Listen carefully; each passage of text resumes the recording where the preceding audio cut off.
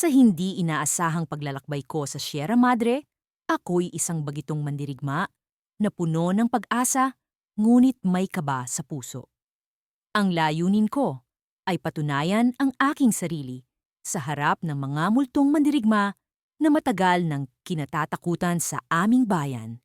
Sinasabing ang mga ito ay mga kaluluwang hindi matahimik, naglalakbay sa madilim na kagubatan para maghanap ng mga pusong puro at matapang upang subukin ang kanilang hangganan. Mula sa pagkabata, palaging kwento ng mga matatanda ang mga multong mandirigma. Ang kanilang mga mata ay naglalagablab sa galit. Ang kanilang mga espada ay hindi nakikita. Ngunit ramdam ang malamig na hangin na pumapait sa katawan ng sinumang makakatapat. Ang mga multo ay hindi basta-basta lumalabas, kundi sa mga piling oras lang na puno ng dilim at katahimikan. Isang gabi, habang ang ulan ay bumubuhos sa labas ng aming maliit na kubo, nagpasya akong tumungo sa kagubatan. May dala akong maliit na lampara, baluti ng tapang, at dasal sa aking mga labi. Habang naglalakad, nararamdaman ko ang malamig na hangin na pumapait sa aking mga pisngi. Ang mga puno ay tila nagmamasid. Ang kanilang mga dahon ay dahan-dahang kumakaway sa hangin. Sa aking paglalakbay, naramdaman ko ang bigat ng takot na bumabalot sa aking puso. Sa bawat hakbang na aking tinatahak, ang mga tunog ng kalikasan ay tila nagiging mga bulong ng mga kaluluwa. Ang aking pakiramdam ay nagiinit. Ang aking mga palad ay nagiging malamig at pawisan. Sa kabila nito, ang aking determinasyon ay hindi nagbabago. Alam kong ito ang oras na dapat kong ipakita ang aking katapangan. Habang papalapit na ako sa gitna ng kagubatan, narinig ko ang isang tunog na tila isang sigaw ng pagdaing. Tumigil ako sa paglalakad, pinakiramdaman ko ang paligid. Ang ulan ay tila lumakas. Ang bawat patak ay tila musika sa aking pandinig. Ngunit ang tunog na iyon ay hindi ordinaryo. Ito'y isang pagdaing ng isang nilalang na puno ng sakit. Sa gitna ng dilim, may biglang lumitaw na isang anyo. Ang kanyang mga mata ay tila naglalagablab, puno ng galit at puot. Ang kanyang katawan ay tila isang anino na gumagalaw. Ang kanyang bawat hakbang ay tila isang paghamon. Ang multong mandirigma ay narito sa harap ko. Hindi ko siya makikita ng buo.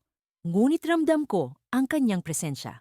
Ang aking puso ay tila tumigil sa pagtibok. Hindi ko alam kung ako'y tatakbo o lalaban. Ngunit alam ko na ito ang oras na dapat kong ipakita ang aking tapang. Huminga ako ng malalim, inalala ko ang mga aral ng aking mga ninuno. Ang tapang ay hindi nasusukat sa dami ng laban, kundi sa kalidad ng iyong paninindigan sa oras ng panganib. Sa aking pagharap sa multong mandirigma, isang kakaibang lakas ang bumalot sa akin. Tila ang paligid ay nag-iba, ang hangin ay naging mas malamig, ang mga tunog ay naging mas matindi. Ngunit sa kabila nito, naramdaman ko ang pag-asa na bumabalot sa aking puso. Sa gitna ng takot, alam kong kaya kong ipaglaban ang aking bayan at ang mga mahal ko sa buhay. Ngunit sa hindi inaasahang pagkakataon, ang multong mandirigma ay biglang lumapit sa akin. Ang kanyang mga mata ay tila nagbabanta. Sa isang iglap, naramdaman ko ang kanyang malamig na kamay na tumama sa aking balikat. Ang kanyang paghawak ay tila isang paghamon, isang malupit na pagsubok sa aking katapangan. Ang aking katawan ay tila nanigas. Ang aking isip ay tila naguluhan. Ngunit sa kabila ng lahat, naramdaman ko ang isang kakaibang bagay. Ang kanyang paghawak ay hindi lamang malamig, kundi puno ng isang mensahe. Isang mensahe na maaring magbago ng lahat. Sa kabila ng malamlam na liwanag mula sa aking tanglaw, unti-unti akong lumusong sa madilim na kakahuyan kung saan nagkukubli ang multong mandirigma. Ang hangin ay tila nagdadala ng bulong ng mga kaluluwang nauna nang naglaho sa lugar na ito. Ang balintataw ng mga puno, ay parang mga matang nakamasid, nagmamasid sa bawat galaw ko. Hindi ko maalis sa isip ang pakay ko. Ang patunayan ang aking sarili sa unang laban na ito, laban sa isang kalaban na hindi ko lubos na kilala. Kinuha ko ang aking espada, ang talim nito ay kumikinang sa ilalim ng liwanag ng buwan. Ipinangako ko sa aking sarili na hindi ako magpapatalo. Ang aking mga guro ay nagturo sa akin ng lahat ng kanilang nalalaman, at ang aking mga magulang ay nagsakripisyo upang makapunta ako sa antas na ito. Hindi ako dapat magkamali. Sa gitna ng katahimikan, biglang may narinig akong kaluskos sa aking likuran. Agad akong bumaling, nakataas ang espada. Sa pag-aakalang iyon na ang multo, tila bigo ako nang makita kong isang dambuhalang uwak lamang ang lumipad palayo. Ang aking puso ay kumakabog, ngunit hindi ito sapat upang pakahinain ang aking loob. Nagpatuloy ako sa paglalakbay at naramdaman ko ang malamig na hangin na unti-unting bumabalot sa akin. Ang mga tanawin ay pawang mga anino lamang at tila may sariling buhay ang kapaligiran. Sa kabila ng takot na unti-unting gumagapang sa aking kalooban, pinilit kong buksan ang aking isip sa anumang maaaring mangyari. Sa hindi inaasahang pagkakataon, naramdaman ko ang isang presensya sa paligid, isang malamig na hangin ang dumampi sa aking balat, at bigla akong nakaramdam ng kaba. Sa isang iglap, lumitaw ang figura ng multong mandirigma sa harapan ko. Ang kanyang anyo ay pawang mga usok, at anino, ang kanyang mga mata ay tila naglalagablab sa puot. "Ikaw ang bagong mandirigma?" tanong niya. Ang kanyang tinig ay tila nagmumula sa kailaliman ng lupa. "Ano ang dahilan ng iyong pagpunta rito?" "Hindi ko na kailangang magpaliwanag," sagot ko. Pilit na pinipigilan ang panginginig ng aking tinig. Nandito ako upang patunayan ang aking sarili. Ngumiti siya, isang ngiting puno ng pang-uuyam. "Maraming mandirigma na ang nagtangkang gawin ang ginawa mo. Sila'y naglaho, isa-isa. Paano ka magiging iba?" Ang kanyang tanong ay tila isang hamon. Sa kabila ng takot, tumayo ako ng tuwid at hinawakan ng espada ng mas mahigpit. "Hindi mo ako kilala. Isa akong mandirigma na may dahilan, at ang aking puso ay puno ng determinasyon." Sa isang iglap, siya'y sumugod. Ang kanyang galaw ay parang hangin na walang tunog. Agad akong tumalbog sa gilid upang iwasan ang kanyang pag-atake. Ang laban ay nagsimula at bawat galaw niya ay puno ng bilis at lakas. Ang kanyang bawat hakbang ay tila nagwawalis ng hangin at ang kanyang mga atake ay mistulang mga patak ng ulan na bumubuhos ng walang kaparis. Ngunit hindi ako nagpatinag. Bawat hampas ng espada ko ay puno ng determinasyon. Bawat iwas ay sinamahan ng bilis. Ang laban naming dalawa ay parang sayaw ng dalawang anino, parehas na nagtatangka na makalamang sa isa't isa. Sa gitna ng laban, isang ideya ang pumasok sa isip ko. Ang multong mandirigma ay tila umaasa sa bilis at misteryo ng kanyang anyo. Kung maaalis ko ang kanyang kalamangan na iyon, baka magkaroon ako ng pagkakataon. Sa isang maingat na hakbang, ginamit ko ang aking tanglaw upang magbigay liwanag sa aming paligid.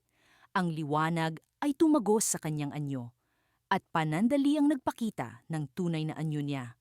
Isang mandirigmang puno ng sugat, ang kanyang mukha ay puno ng paghihirap. Sa sandaling iyon, nakita ko ang kanyang kahinaan. Ang kanyang anyo ay hindi perpekto, puno ng mga lamat na dulot ng nakaraang laban. Ang aking puso ay tila nagising sa tambol ng pag-asa. Sa kabila ng kanyang bilis, alam ko na mayroon akong pag-asa. Ngunit bago ko pa man magamit ang natuklasang ito, bigla siyang naglaho sa aking harapan. Ang paligid ay tahimik, ngunit alam kong hindi pa natatapos ang laban. Ang kanyang presensya ay naroroon pa rin, ngunit hindi ko siya makita. Sa gitna ng katahimikan, Naramdaman ko ang malamig na hangin na nagmumula sa likuran ko. Agad akong bumaling, ngunit huli na. Isang malamig na kamay ang dumapo sa balikat ko at narinig ko ang kanyang tinig sa aking tenga. Hindi mo ako matatalo ng ganoon kadali. Bulong niya, puno ng panunuya. Sa kabila ng takot, alam kong hindi pa tapos ang laban. Isa akong mandirigma. At sa kabila ng aking pagkatalo sa sandaling ito, may natutunan akong bagong taktika. Alam kong kailangan kong harapin ang multong mandirigma sa isang bagong laban, sa isang bagong pagkakataon. Ngunit paano ko siya matatalo kung hindi ko alam ang kanyang susunod na hakbang? Ang laban ay hindi pa tapos at sa kabila ng aking pagkatalo, ang aking determinasyon ay hindi pa rin nagbabago. Isa akong mandirigma na may laban pang darating at sa pagkakataong iyon, alam kong mas magiging handa ako. Ang tanong ay paano? Ang bilis ng tibok ng puso ko ay tila isang tambol na walang tigil sa pag-ugong sa aking pandinig. Ang paligid ay napaliligiran ng makapal na alikabok at ang bawat yapak ko sa lumang kahoy na sahig ng abandonadong bahay ay may kasamang kaunting langit-ngit. Lahat ng ito ay parang bahagi ng orkestra ng takot na bumabalot sa akin habang papalapit ako sa sentro ng bahay kung saan naghihintay ang multong mandirigma. Sa loob ng maraming taon, ang kwento ng multong mandirigma ay nagpahirap sa aming nayon. Isang mandirigma na bumangon mula sa kanyang libingan, puno ng galit at pagkamuhi sa mga buhay. Isa siyang alamat na nagbigay ng takot sa mga matatanda at ng kasabikan sa mga kabataan. Ngunit para sa akin, ang lahat ng ito ay isang pagsubok na kailangan kong harapin. Habang papalapit ako sa silid kung saan siya unang nakita, naramdaman ko ang biglang paglamig ng aking paligid.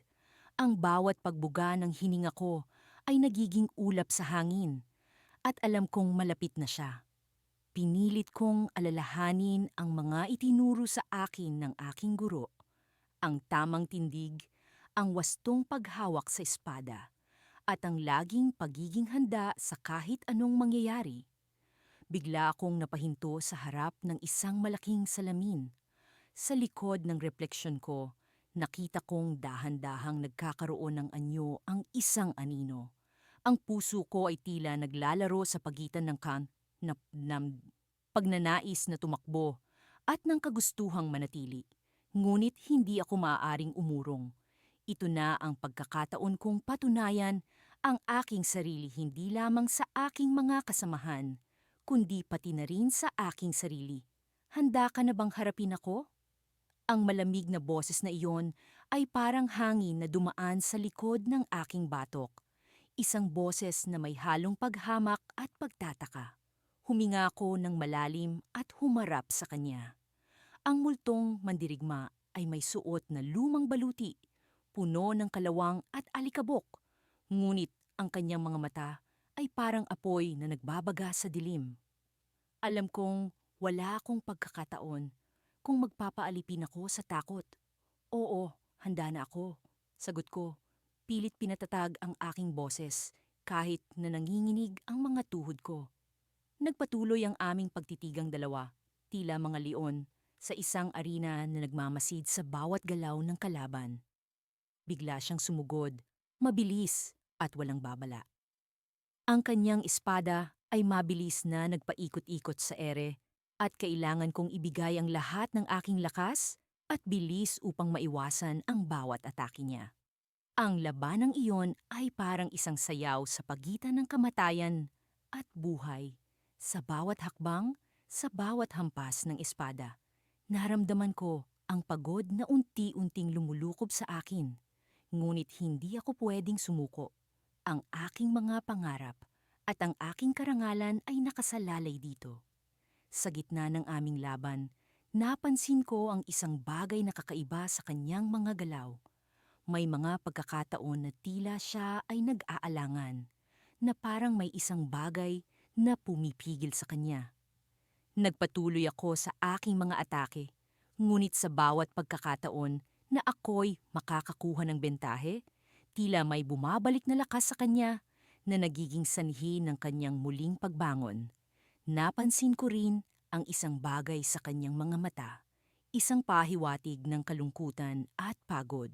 Hindi ko maipaliwanag, ngunit naramdaman kong ang mandirigmang ito ay hindi basta-basta isang halimaw na dapat patayin. Mayroong isang bagay na mas malalim pa sa kanyang kasaysayan, isang bagay na kailangan kong malaman. Sa gitna ng aking pag-iisip, isang bagay ang tumama sa akin. Isang kwento na matagal nang ikinukwento ng mga matatanda. Tungkol ito sa isang mandirigma na namatay, na may iniwang hindi natapos na misyon, isang pangakong hindi natupad, isang pangarap na hindi natupad noong siya'y nabubuhay pa. Isang ideya ang bumangon sa akin. Ano ang hindi mo natapos? Tanong ko sa kanya. Sa gitna ng aming sagupaan, bigla siyang huminto, tila nabigla sa aking tanong. Ang kanyang mga mata ay nagbago mula sa galit, patungo sa pagkagulat. May kung anong pighati ang dumaan sa kanyang mukha. Patawad, bulong niya, halos hindi ko marinig.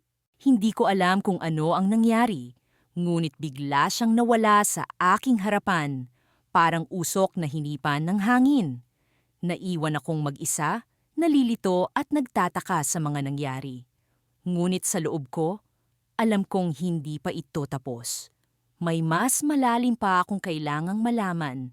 At sa oras na iyon, naramdaman ko ang isang malamig na hangin sa aking kaliwa. At bago pa man ako makapag-react, isang boses ang bumulong sa akin, "Mag-ingat ka, hindi lahat ng multo ay kaaway." Napatingin ako sa paligid, ngunit wala akong makita. Ngunit ang kaba sa dibdib ko ay hindi mapakali. Alam kong may paparating pa. May mas malalim pang lihim na kailangan kong tuklasin. At ito ang magiging susi upang matapos ang lahat ng ito. Ang laban ko ay hindi pa tapos. Ito pa lang ang simula. Sa gitna ng katahimikan ng gabi, matindi ang tibok ng puso ko habang tinatahak ang madilim at masukal na kagubatan. Ang mga puno'y tila mga higanteng nanunood at ang bawat kaluskos ay tila banta ng panganib. Alam kong darating ang sandali ng pagsubok, ang unang pagharap ko sa multong mandirigma na bumabalot sa akin ng takot mula pa noong una kong marinig ang kanyang alamat. Ngunit sa kabila ng kaba, may nararamdaman akong kakaibang sigla sa bawat hakbang ko. Hindi lamang ito dahil sa responsibilidad kong patunayan ang sarili, kundi dahil sa lihim na bitbit ko, isang sinaunang agimat na ipinamana sa akin ng aking lolo. Nagsisilbing gabay ang agimat at sa paghawak ko rito, tila nararamdaman ko ang kanyang presensya na nagsasabing, "Kaya mo yan, apo." Habang lumalalim ang gabi, bigla kong naramdaman ang malamig na ihip ng hangin na tila may dalang mensahe. Tumigil ako sa gitna ng isang maliit na glade kung saan pumailan lang ang anino ng multong mandirigma. Sa kanyang paglitaw, ang paligid ay tila nilamon ng dilim. Ang kanyang anyo ay isang halo ng kalungkutan at galit, ngunit may kung anong kapangyarihan sa kanyang presensya na nakakapukaw ng aking tapang. Sa wakas, nagtagpo rin tayo. Ang sabi ko, pilit na pinatatag ang boses ko. Ang multo'y hindi sumagot, ngunit ang kanyang mga matay tila nagtatanong. Nagpapahiwatig ng isang kasaysayan na hindi ko pa nauunawaan. Nagpakawala siya ng isang malakas na sigaw at sa isang iglap, ako'y napapalibutan ng mga aninong tila mga sundalong handang lumaban. Ang bawat isa'y kumikilos na parang buhay, ngunit alam kong sila'y mga alaala na nilikha ng multong mandirigma, mga kaluluwang hindi mapayapa. Hindi ko inasahang ganito kahirap ang magiging laban, ngunit hindi ako bumitiw. Inalala ko ang mga itinuro sa akin ng aking lolo, ang mga sinaunang pamamaraan ng pakikipaglaban. Sa bawat hampas ng espada, pilit kong inaabot ang bawat anino. nag-alay ng panalangin para sa kanilang kaluluwa. Sa bawat pag-atake, nararamdaman ko ang gabay ng agimat, isang liwanag na tumutulong sa akin na makita ang tamang landas sa gitna ng dilim. Subalit sa kabila ng lahat ng ito, isang tanong ang bumabagabag sa aking isipan. Ano ang tunay na layunin ng multong mandirigma? Bawat hakbang na aking tinatahak ay tila may kasagutan. Ngunit habang lumalapit ako sa kanya, naramdaman kong may kung anong koneksyon ang nag-uugnay sa amin. Isang misteryo na tila nasa likod ng bawat pag-atake. Isang lihim na matagal nang tinatago ng kagubatan. Bigla, sa gitna ng laban, isang biglaang pagsabog ng liwanag ang bumalot sa paligid. Napapikit ako at sa aking pagdilat, nakita ko ang multong mandirigma. Ngunit sa pagkakataong ito, siya'y nag-iba. Ang kanyang anyo ay hindi na lamang isang anino ng galit, kundi isang imahe ng isang batang mandirigmang puno ng pag-asa. Dito ko naunawaan, ang multong mandirigma ay hindi lamang isang kaaway, kundi isang bahagi ng aking sariling kasaysayan. Isang mandirigmang nawalan ng daan, naglalakbay sa pagitan ng mga daigdig upang makahanap ng kapayapaan. Alam kong may nais kang iparating, sabi ko, habang unti-unting naglalaho ang mga anino sa paligid namin. Ngunit ano nga ba iyon? Sa kanyang mga mata, nakita ko ang kasagutan. Isang piraso ng nakaraan na kailangan kong harapin upang mahanap ang aking tunay na pagkatao. Isang lihim na nag-uugnay sa aming mga ninuno. Isang misyon na higit pa sa payak na laban. At sa isang iglap, nawala ang multong mandirigma. Naiwan ako sa gitna ng kagubatan, puno ng mga tanong at bagong pag-unawa sa aking misyon. Hindi ito ang wakas ng laban, kundi simula pa lamang ng mas malalim na paglalakbay. Ngunit bago pa man ako makapag-isip ng susunod na hakbang, narinig ko ang isang pamilyar na boses sa likuran ko. Hindi ka nag-iisa, Apo. Lumingon ako at sa aking pagkagulat, nakita ko ang aking lolo, nakatayo sa liwanag ng buwan. Siya'y tila nagmula sa ibang mundo, dala ang isang mensahe na maaaring magbago ng lahat. Ngunit bago pa man siya makapagsalita, isang sigaw ang bumalot sa kagubatan, isang bagong panganib na naghihintay na naman sa akin. Ito na nga ba ang simula ng pagtatapos? O isang bagong yugto ng paglalantad ng mga lihim na matagal nang nakabaon sa lupa ng mga mandirigma? Sa kabila ng lamig na bumabalot sa paligid, naramdaman ko ang init ng aking determinasyon. Ang mga anino ng mga puno sa kagubatan ay tila mga multong nagmamasid sa bawat hakbang ko. Ang daan papunta sa pugad ng multong mandirigma ay puno ng panganib, ngunit wala akong balak umatras.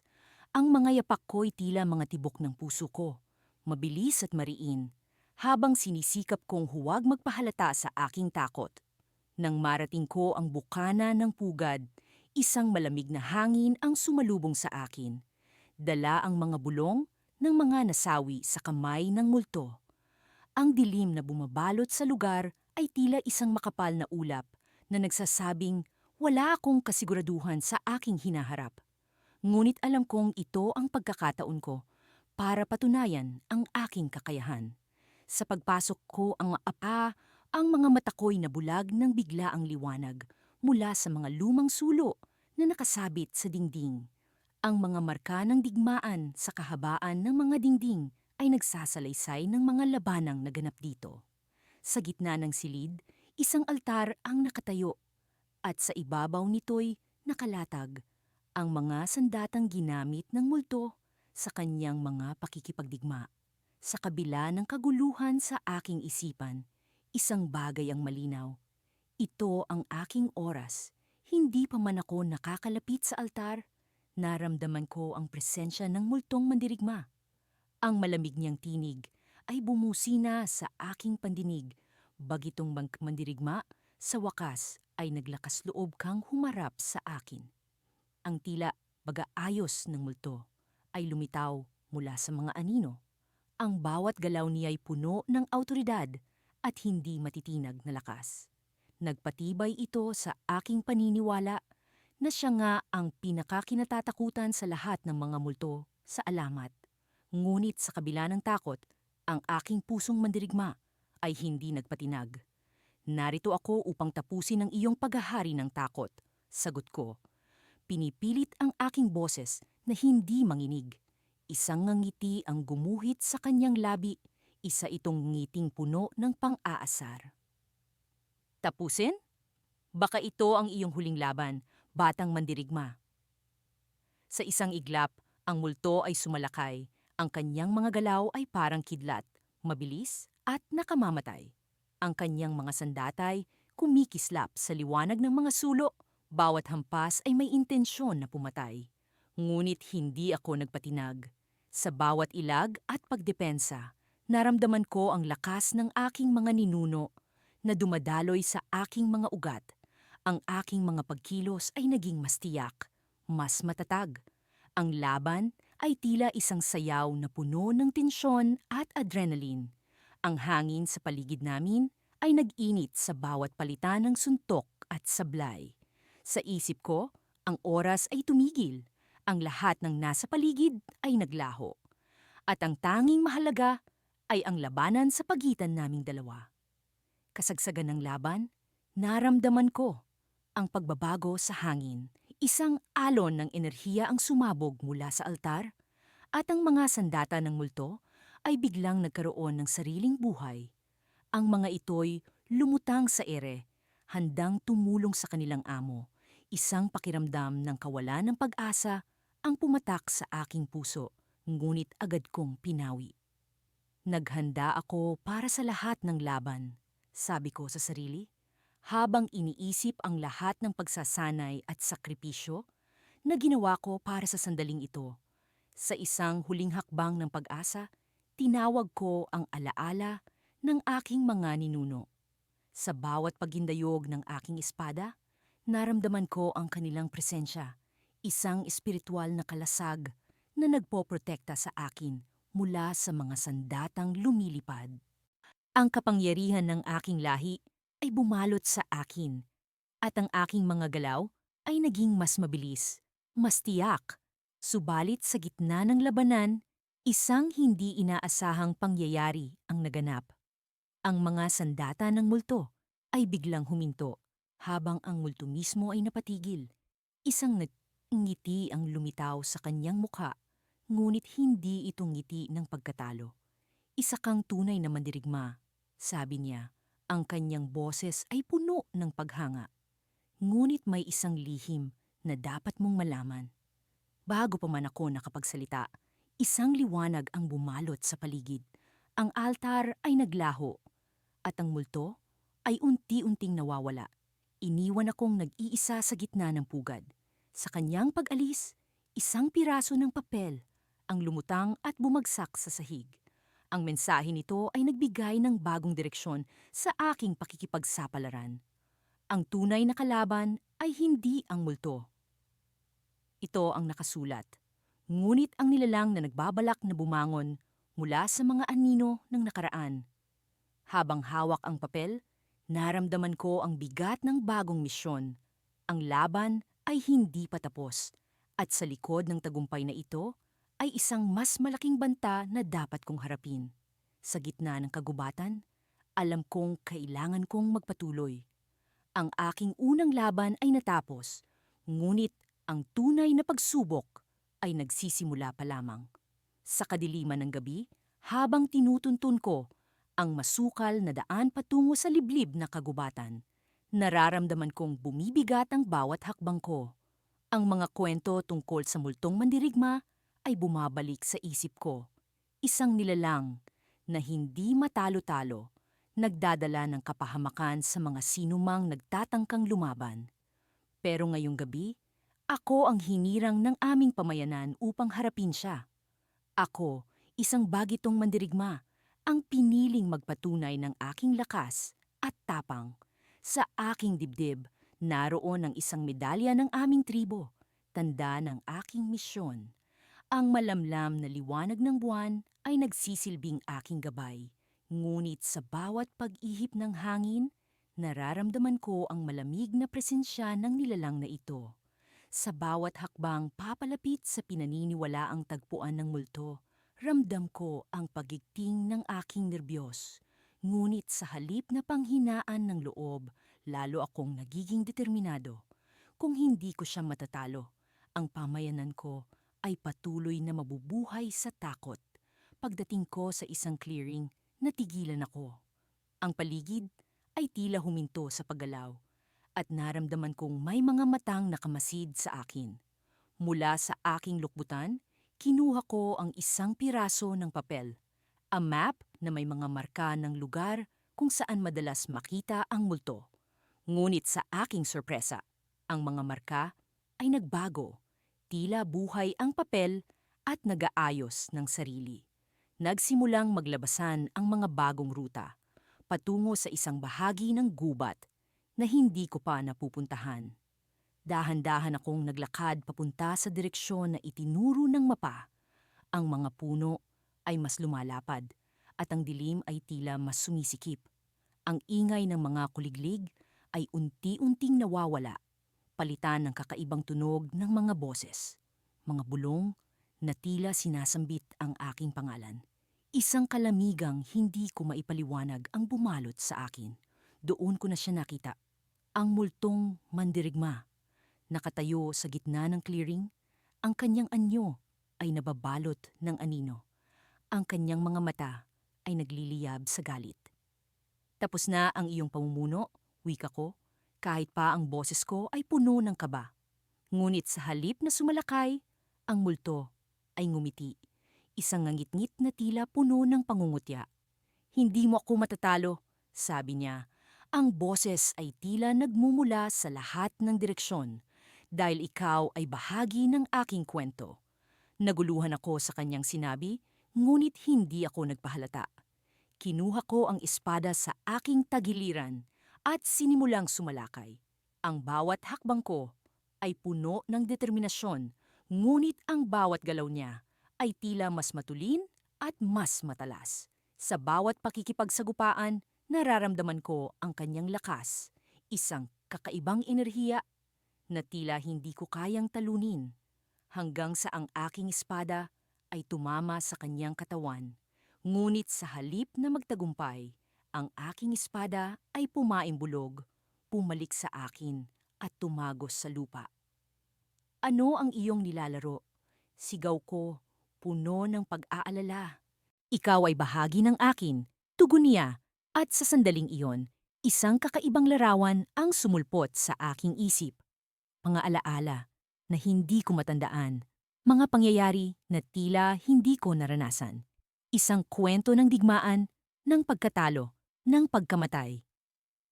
At ng muling pagkabuhay, sa isang iglap, naintindihan ko ang kanyang ibig sabihin. Ako ay hindi lamang isang mandirigma, kundi isang bahagi ng kanyang kwento. Isang mandirigmang natalo sa nakaraan at muling bumalik sa anyo ng isang bagito. Ako ay siya, at siya ay ako. Ang multong mandirigma ay bahagi ng aking nakaraan, at kahit anong gawin ko, hindi ko siya matatalo, dahil hindi ko matatalo ang aking sarili. Sa huling sandali, habang ako ay nakatayo sa harap ng multo, isang liwanag ang bumalot sa akin. Ang multo ay ngumiti, ngunit sa ngiti na iyon ay naroon ang isang uri ng pagpapalaya. Ngayon ay alam mo na, sabi niya, bago siya tuluyang naglaho sa hangin. Sa kanyang pagkawala ay naiwan ang isang kakaibang kapayapaan.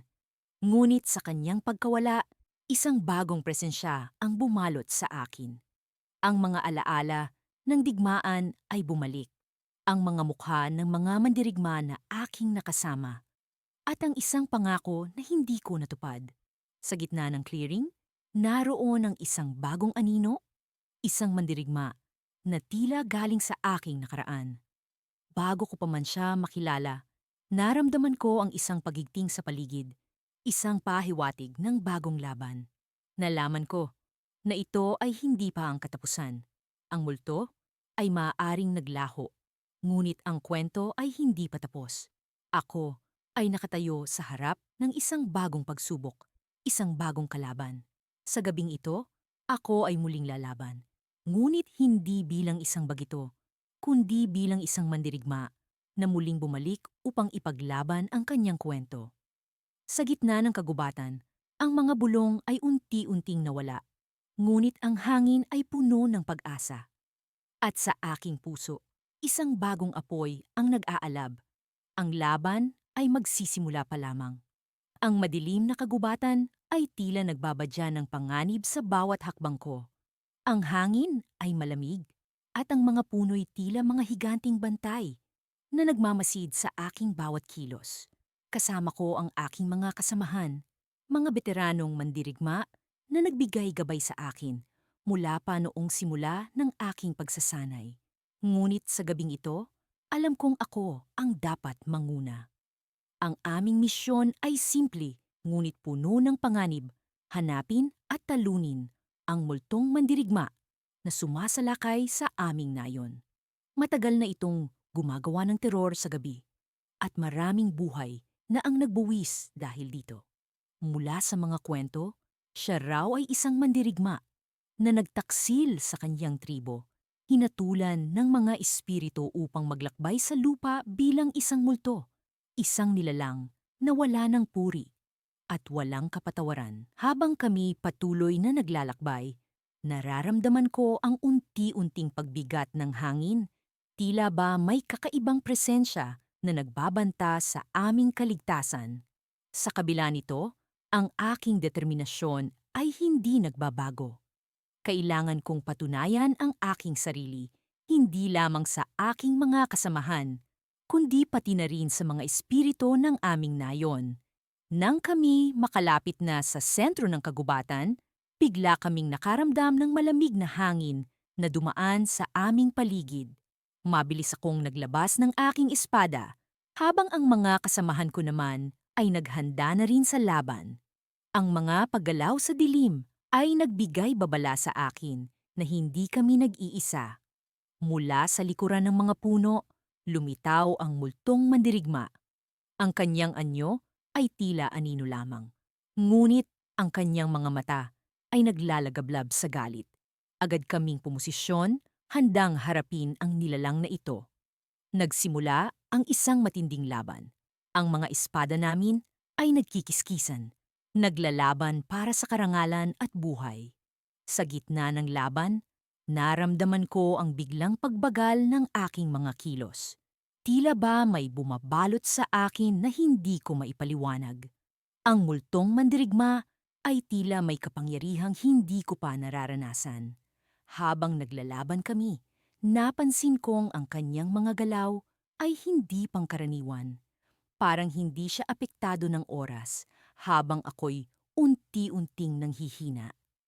Sa isang iglap, ang multong mandirigma ay biglang huminto.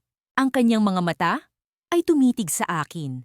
At sa pagkakataong iyon, naramdaman ko ang kakaibang koneksyon. Isang malalim na tinig ang umalingaw-ngaw sa aking isipan. Hindi ka tulad ng iba. May kapangyarihan ka na hindi mo pa natutuklasan. Sa gulat, halos mapaurong ako. Ano ang nais ipahiwatig ng multong ito? Sa gitna ng pag-aalinlangan, naramdaman ko ang pag-init ng aking katawan. Isang liwanag, ang unti-unting bumabalot sa akin, naglalabas ng kakaibang enerhiya na hindi ko maipaliwanag. Ang multong mandirigma ay tila nagulat, ngunit sa halip na umatras, mas lalo itong nag-init sa galit. Ikaw ang nagdadala ng liwanag na maaaring magtapos sa aking sumpa. Sigaw niya habang patuloy na inaasinta ako ng kanyang mga pag-atake. Alam kong hindi ko siya matatalo sa lakas lamang. Kailangan kong gamitin ang bagong kapangyarihang ito. Sa bawat galaw, nararamdaman ko ang pagdaloy ng liwanag sa aking katawan. Nagbibigay ng lakas at bilis na hindi ko pa nararanasan. Nang kami magpang-abot muli, naglaho ang kanyang mga pag-atake. Parang naglaho na rin ang kanyang galit. Sa huling sandali, Nagawa kong gamitin ang liwanag upang iwasan ang kanyang mga pag-atake at sa wakas, nagkaroon ako ng pagkakataon upang makapagbigay ng huling hampas. Ngunit bago ko pa man maabot siya, bigla siyang naglaho sa hangin, tila usok na nilipad ng hangin. Ang mga kasamahan ko ay nagulat din sa pangyayari, hindi makapaniwala sa kakaibang pagtatapos ng laban. Sa gitna ng kagubatan, naiwan kaming nagtatanong, ano ang nangyari? Bakit siya biglang naglaho? At ano ang lihim ng kapangyarihang ito na tila naglalantad ng liwanag sa kadiliman? Sa pagkakataong iyon, narinig ko ang muling pag-alingawngaw ng tinig ng multong mandirigma. Hindi pa ito ang katapusan. Ang tunay na laban ay magsisimula pa lamang. Ang malamig na hangin ay nagpatuloy sa paghihip habang ang mga anino ng kagubatan ay tila nagbabadya ng mas matinding pagsubok na darating pa. Sa kabila ng lahat, alam kong kailangan kong matutunan ang tunay na kapangyarihan ng liwanag na nasa akin. Ito ang magiging susi sa aking tagumpay. At sa pagtuklas ng aking tunay na pagkatao, ang malamig na hangin ng gabi ay tumatagos sa aking balat habang ako'y nakatayo sa gitna ng isang lumang sementeryo. Ang paligid ay tahimik, ngunit ang katahimikan ay tila nagbabadya ng panganib. Ang mga anino mula sa mga punong kahoy ay parang mga higanting halimaw na nagmamasid sa akin. Sa kabila ng takot na bumabalot sa aking puso, alam kong ito na ang gabing pinakahihintay ko. Ang una kong laban sa multong mandirigma. Nang makuha ko ang unang pahiwatig tungkol sa multong ito, maraming kwento ang aking narinig mula sa mga matatanda ng aming bayan. Isa raw siyang mandirigma noong unang panahon na hindi natanggap ang pagkatalo at nagbalik bilang isang espiritu upang maghasik ng lagim. Ngunit sa kabila ng mga babala, naroon ang isang bahagi ng aking sarili na sabik na patunayan ang aking kakayahan. Isa akong bagitong mandirigma na nais ipakita sa lahat na handa na ako para sa mas malalaking laban. Habang hawak ko ang aking espada, dama ko ang bigat nito, hindi dahil sa bigat ng metal, kundi dahil sa bigat ng responsibilidad. Ang bawat hakbang ko ay tila mas mabigat kaysa sa dati.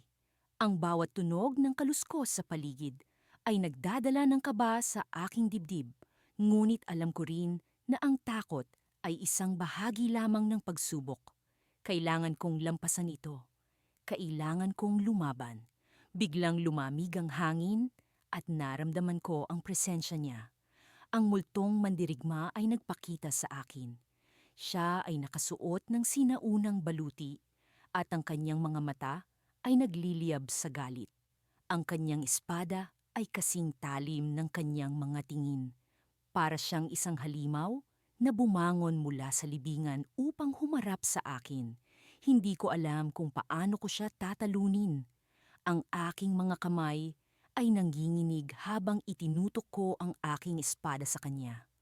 Ngunit sa kabila ng aking pag-aalinlangan, may naramdaman akong kakaibang lakas na bumabalot sa akin. Isang boses sa aking isipan ang nagsabing, kaya ko ito. Kailangan lang akong magtiwala sa aking sarili. Handa na akong harapin ka. Sigaw ko na umaalingaw-ngaw sa buong paligid. Ang multo ay ngumiti, isang ngiti na puno ng pangungutya. Nag-umpisa ang laban. Ang bawat pag-ikot niya ng espada ay mabilis at puno ng puwersa. Kailangan kong mag-focus, kailangan kong mag-isip ng mabilis. Sa bawat pag-iwas ko sa kanyang mga atake, dama ko ang malamig na hangin na dumadaan sa akin. Ngunit alam kong hindi ako pwedeng magpatumpik-tumpik. Kailangan kong ipakita ang lahat ng natutunan ko. Habang tumatagal ang laban, napansin kong may kahinaan ang multo. Ang kanyang mga galaw ay tila nagiging mabagal. Dito ko nakuha ang aking pagkakataon. Sa isang mabilis na pag-ikot, nagawa kong tamaan ang kanyang baluti. Isang sigaw ng galit ang pinakawalan niya. Ngunit alam kong bumabagsak na ang kanyang depensa. Ngunit sa isang iglap, nagbago ang lahat. Ang katahimikan ng sementeryo ay biglang napalitan ng isang malakas na alingawngaw. Ang lupa sa paligid ay nagsimulang manginig. Mula sa ilalim ng lupa, may mga kamay na lumabas. Mga kamay na tila galing sa ibang mundo. Hindi ko alam kung ano ang nangyayari, ngunit naramdaman kong may mas malaking panganib na paparating. Ang multong mandirigma ay biglang nawala sa aking paningin, at ang mga kamay ay patuloy na umaakyat, tinutulungan ang isang bagay na bumangon mula sa lupa. Ako'y napaatras. Ang aking isipan ay puno ng takot at pagtataka. Ano ang nangyayari? Ano ang nilalang na ito na bumabangon mula sa ilalim ng lupa? At doon ko nakita ang isang bagay na hindi ko inaasahan, isang halimaw na mas malaki kaysa sa kahit anumang nakita ko. Ang kanyang mga mata ay nagniningas at ang kanyang katawan ay puno ng mga sugat na tila mga labi ng mga nakaraang laban. Siya ang tunay na kalaban.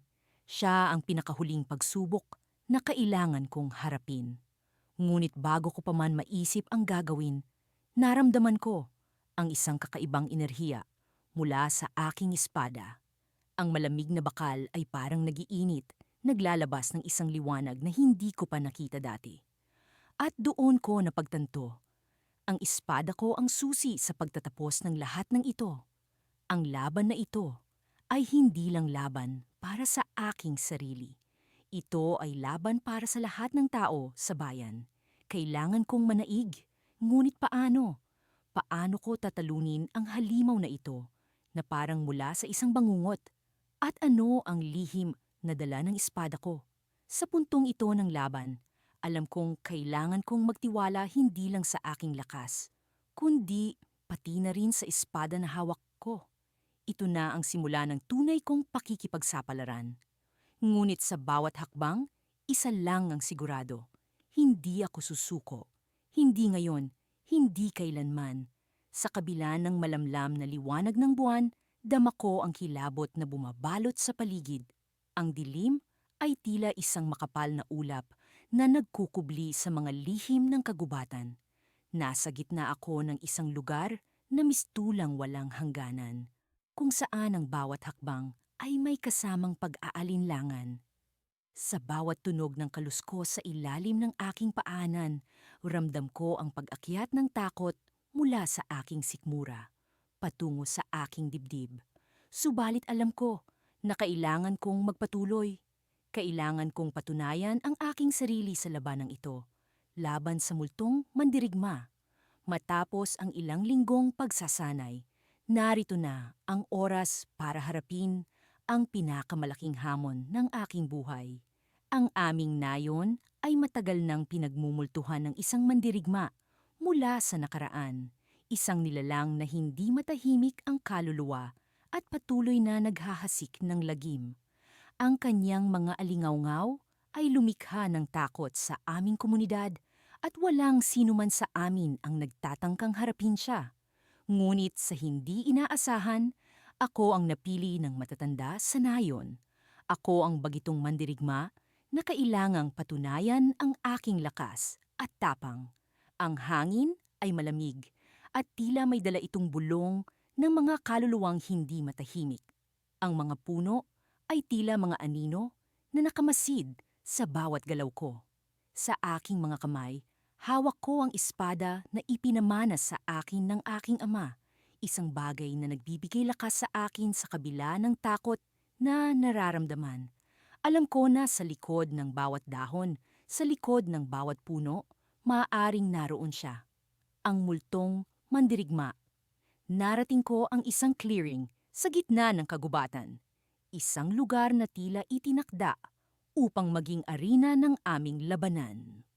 Ang katahimikan ay nakabibingi at ang tanging tunog na naririnig ko ay ang kabog ng aking dibdib. Hanggang sa wakas, narinig ko ang isang tunog na hindi ko inasahan. Isang marahang pagtawa, isang bulong ng hamon. Pinili ka ng iyong nayon, ang boses na tila galing sa hangin. Ngunit sapat ba ang iyong tapang? Ang kanyang presensya ay tila isang malamig na hangin na dumaan sa aking balat. Ang kanyang anyo ay unti-unting lumitaw mula sa dilim, isang hugis na hindi maaaring itanggi, ang mandirigma sa kanyang porma. Ang kanyang mata ay mga baga na nagliliyab at ang kanyang katawan ay tila binubuo ng usok at kadiliman. Hindi ko alam kung paano ko nagawa, ngunit nagawa kong ipako ang tingin ko sa kanya. Hindi ako papayag na manaig ang takot. Hindi mo na maitatakot ang aking nayon. Ako ang pinili at ako ang magpapalaya sa amin. Ang aking sagot, may kasamang lakas na hindi ko inaasahan sa sarili ko. Sa isang iglap, naglaho siya at pinuno ng alingawngaw ang paligid. Nagsimula ang laban, ang kanyang pag-atake ay mabilis at mautak. Sa bawat hampas ng kanyang espada, naramdaman ko ang bigat ng kanyang mga kasalanan, ang galit na hindi maibsan. Ngunit sa bawat pag-iwas ko, sa bawat kontra ko, nararamdaman ko ang lumalakas na pag-asa na marahil may paraan para magtagumpay. Subalit sa gitna ng laban, isang bagay ang hindi ko inaasahan. Habang patuloy ang aming bakbakan, unti-unting lumitaw ang isang imahe sa gilid ng aking paningin. Isang batang lalaki, may hawak na espada, nakatingin sa akin. Ang kanyang mata ay puno ng takot, ngunit may kasamang kaunting pag-asa. Tila siya ay isang bahagi ng multong mandirigma, isang bahagi na hindi maalis. Bakit mo ito ginagawa? Ang tanong ko, hindi sigurado kung bakit ko siya kinausap. Sa gitna ng laban, hindi ko ginusto ang kapalaran ko, ang sagot ng batang imahe. Ngunit tayo ay iisa at hindi ko siya kayang pigilan. Napagtanto ko sa sandaling iyon ang isang katotohanan na nagbigay ng kakaibang pag-unawa sa laban na ito.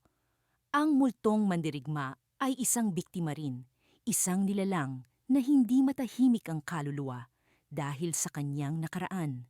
Ang kanyang galit ay bunga ng kawalan ng kapayapaan. Sa gitna ng laban, isang plano ang nabuo sa aking isip. Kailangan kong iligtas ang multong mandirigma, hindi lamang talunin siya.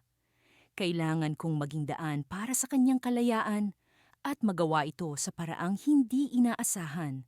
Ngunit sa sandaling iyon, isang malakas na hampas ang tumama sa akin. Bumagsak ako sa lupa, ang espada ko ay tumilapon sa tabi. Ang multong mandirigma ay lumapit at sa kanyang mga mata, nakita ko ang muling pagliyab ng galit. Ngunit bago pa man siya makalapit, naramdaman ko ang isang kakaibang presensya. Ang batang imahe ay lumitaw sa aking harapan at sa kanyang kamay, hawak niya ang espada ko. Sa kanyang pagtingin, nakita ko ang isang pakiusap, isang pag-asang maaari kong ibigay. At sa sandaling iyon, napagtanto ko ang twist sa labanang ito. Ang tunay na labanan ay hindi sa pagitan namin, kundi laban sa kapalarang hindi niya matakasan. At sa bawat paghinga ko, alam kong may paraan para mapagtagumpayan ito. Ngunit paano? Paano ko ililigtas ang mandirigmang ito mula sa kanyang sariling multo? Ang sagot ay nasa akin, ngunit kailangan kong magmadali. Ang oras ay tumatakbo at ang laban ay hindi maaaring magtagal. Sa likod ng multong mandirigma, naroon ang pag-asang maaari kong iligtas. Isang pag-asang nagbibigay lakas sa akin para magpatuloy. Sa kabila ng dilim ng gabi, naramdaman ko ang malamig na hangin na tila bagay nagbabadya ng panganib. Ang mga puno sa paligid ay nagsasayawan sa ihip ng hangin, para bang may sariling buhay. At ang mga anino nito'y tila mga multong nagmamasid sa aking bawat kilos. Nasa gitna ako ng isang sinaunang kagubatan, pinamumugaran ng mga kwento ng kababalaghan mula pa sa mga ninuno namin. Alam kong ito na ang huling bahagi ng aking pagsasanay bilang mandirigma. Ang hamon na ito ay hindi lamang laban sa isang karaniwang kalaban, kundi laban sa isang multong mandirigma, isang nilalang na mula sa kabilang buhay. Napakaraming alamat ang nagsasabing wala pang nakaliligtas sa pagkakaharap sa kanya. Ngunit ako, isang bagitong mandirigma, ay kailangang patunayan ang aking sarili. Habang naglalakad ako sa makipot na daan, narinig ko ang mga kaluskos mula sa paligid. Ang bawat hakbang ko'y tila sinasabayan ng mga yapak mula sa dilim. Nag-igting ang aking mga kalamnan at ang aking mga kamay ay mahigpit na nakahawak sa espada ng aking ninuno, isa sa mga natatanging armas na sinasabing may kapangyarihang lumaban sa mga espiritu. Sa di kalayuan, namataan ko ang isang lumang altar na animoy pinapalamutian ng mga bungo at buto. Ang hangin ay lalong lumamig at ang kakahuyan ay tila nanahimik para bang inaantabayanan ang susunod na mangyayari. Biglang, mula sa kawalan, isang figura ang lumitaw. Siya ay tila hugis tao, ngunit walang buhay na kulay, parang usok na nagpapalit-palit ng anyo. Ikaw ang bagong hamon? Tanong ng multong mandirigma. Ang boses niya ay tila isinasabay sa ugong ng hangin. Ang kanyang mga mata ay kumikislap sa dilim, puno ng paghamak at puot. Oo, sagot ko. Pilit na pinatatatag ang aking loob. Ako si Kaloy at ako ang magwawagi sa laban na ito. Napangisi ang multo at sa isang iglap biglang naglaho siya. Agad kong inikot ang aking espada, naghahanda sa anumang atake. Hindi nagtagal. Naramdaman ko ang malamig na hangin sa aking likod at sa isang iglap, naroon siya, umaatake ng walang awang galit. Nagpatuloy ang aming paglalaban sa ilalim ng liwanag ng buwan. Ang kanyang mga galaw ay mabilis at hindi mahulaan, ngunit sa kabila ng kanyang pambihirang bilis, natutunan ko ang bawat diskarte niya sa bawat salpukan namin. Bawat tama ng espada ko sa kanyang malausok na katawan ay nagdudulot ng pagsingaw na parang ulap. Kaloy, walang sino man ang nagtatagumpay laban sa akin. Wika niya, ngunit nababanaag ko ang bahid ng pag-aalinlangan. Hindi ko siya sinagot. Sa halip, isinaksak ko ang aking espada sa lupa at ginamit ang natitirang lakas upang tawagin ang mga espiritu ng aking mga ninuno. Tulungan ninyo ako, bulong ko sa hangin, umaasang maririnig nila ako. Nagulat ang multong mandirigma nang biglang nagliwanag ang paligid. Isang liwanag ang bumalot sa akin at naramdaman ko ang hindi maipaliwanag na lakas na dumadaloy sa aking mga ugat. Hindi na siya makalapit, para bang may aninong pumipigil sa kanya. Ngunit bago ko pa man magamit ang bagong lakas na iyon, isang nakakabinging sigaw ang umalingaw-ngaw. Biglang bumuka ang lupa sa pagitan namin at mula roon ay lumitaw ang isang mas malaking anino. Isa pang multo, ngunit higit na mas malaki at mas nakakatakot. Walang anu-ano'y bumalot ang takot sa akin sapagkat napagtanto kong ang multong ito, ang tunay na pinuno. Akala mo ba ay ako lamang ang kalaban mo, Kaloy? Bulong ng mas malaking multo. Ako ang tunay na multong mandirigma at ang kasama mong nilalabanan kanina ay isa lamang sa aking mga alagad. Natigilan ako, hindi makapaniwala sa aking narinig. Paanong nagkamali ako sa pag-aakalang ang unang multo na iyon ang tunay na kalaban.